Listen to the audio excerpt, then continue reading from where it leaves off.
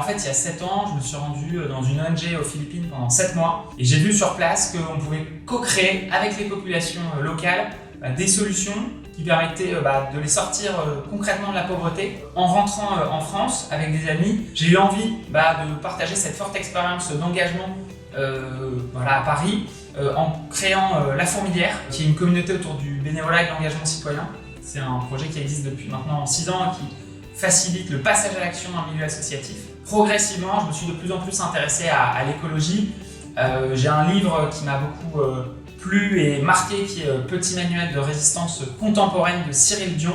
Et puis le moment où en fait j'ai décidé de quitter mon travail, ça a été lors de la canicule, l'été 2019 à Paris, il faisait 42 degrés et je me suis projeté, je me suis dit bon, si on continue sur cette trajectoire, le monde risque de ne plus être vivable, et du coup j'ai décidé de mettre toute mon énergie dans la lutte contre le dérèglement climatique en créant avec Mathilde et Christian Ma Petite Planète.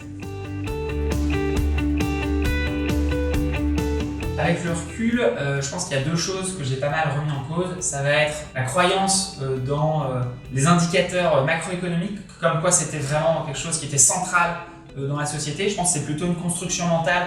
Et aujourd'hui, avec le recul, je pense qu'il y a d'autres indicateurs qu'on devrait bien plus mettre en avant, comme le bonheur, comme l'éducation des populations, comme le lien, la proximité entre l'homme et la nature. Et il y a une deuxième chose qui me semble vraiment importante, c'est de sortir du coup de cette vision anthropocentrée où l'homme est au centre de tout. Et maintenant, je vois beaucoup plus les choses comme si l'homme faisait vraiment partie d'un écosystème et comme finalement les autres êtres vivants, il avait des droits et qu'on devait respecter aussi les droits des arbres, les droits des animaux. Et du coup, c'est ça aujourd'hui qui m'anime. Je pense qu'il y a une deuxième chose, c'est que en fait, je viens d'une famille d'entrepreneurs et donc on m'a plutôt encouragé à, je pense, me lancer. Et finalement, en regardant ce que les gens de ma famille avaient fait, je me suis dit, ok, quel est le risque ? Le risque me paraît mesuré. J'ai pas eu besoin de beaucoup d'argent pour lancer Ma Petite Planète. On a prototypé ça avec les moyens du bord. Et aujourd'hui, ça se développe bien. Moi, j'invite toutes les personnes à faire le pas, tenter, lancez-vous. Puis vous verrez bien et je pense que vous en sortirez grandi si vous vous lancez.